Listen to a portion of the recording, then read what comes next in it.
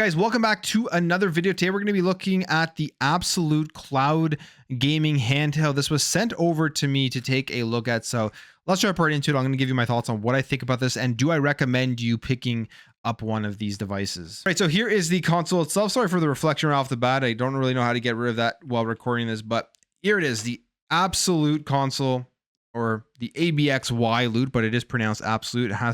It's made of plastic, has some nice texture here in the back for the grip. It's a relatively slim device. On the top here, you have your power button, your volume rockers, you have your R2, L2, R1, L1. Front here, you have your face buttons, your joysticks, your D-pad, home button, game button, which is basically your Xbox and PlayStation button, and your start and select.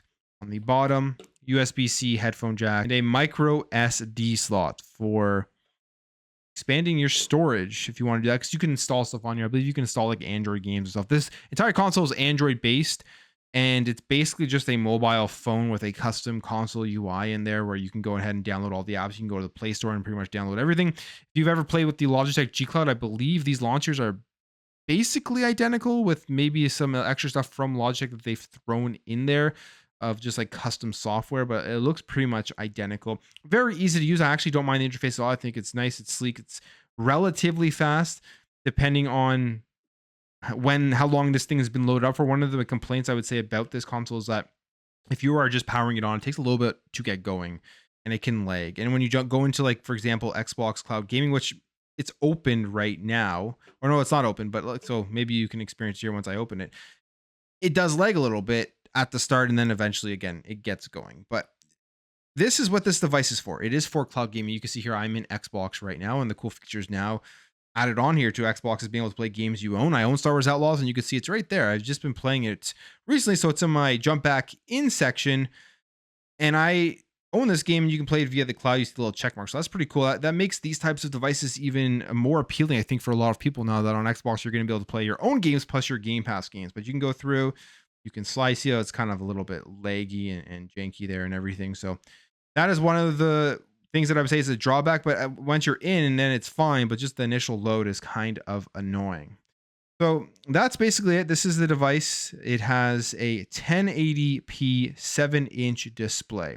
Now, I'll go with the pros and cons on this. I'm going to say right off the bat, I can't recommend this to people, and I'll give you my major reason why, but I'll start off with what I do like about it. I do like just how it works. It just loads up. It works. It's thin. It fits nice in your hands. I haven't felt any cramping or anything when playing. And I have bigger hands. Usually I like bigger grips, but this has been completely fine. These triggers are phenomenal. I have to say, like, the triggers here, great. They just feel great when you're playing games. I love the feel of them. All of the buttons and everything and the ergonomics feels good. And that is, I would say, the biggest positive of this device itself. The screen looks fine when you're playing via the cloud. Can't really complain there.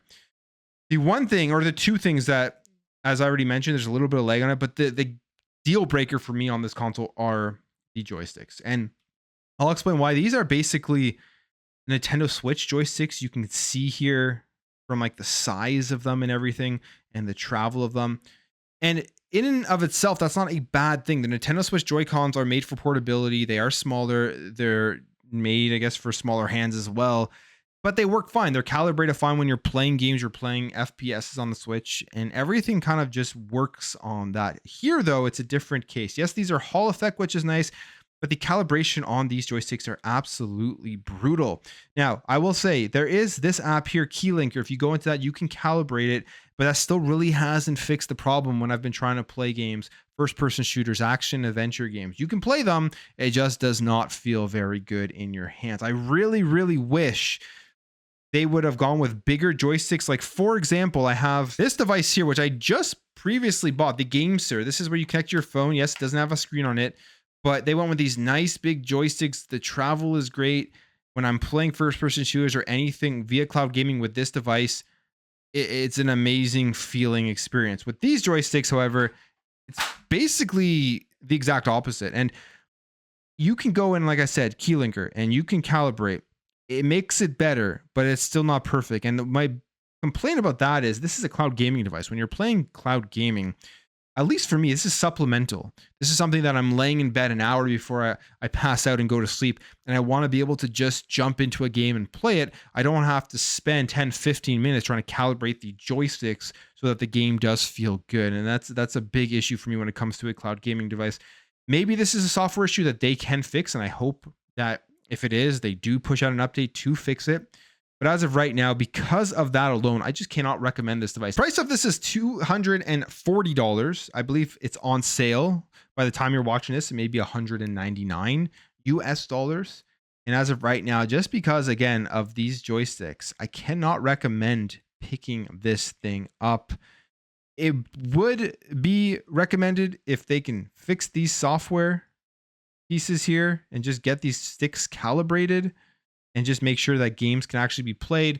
But until that happens, it just is not a very good experience. And I would definitely look at something else if you were trying to get into cloud gaming as of right now. But I'll end the video there, guys. Let me know what you think about this. The ABXYLUTE. Do you own one? Are you having the same issues as me with the joysticks? And you like it if you are somebody who has picked this up. Thank you guys for watching, and I'll catch you guys in the next video.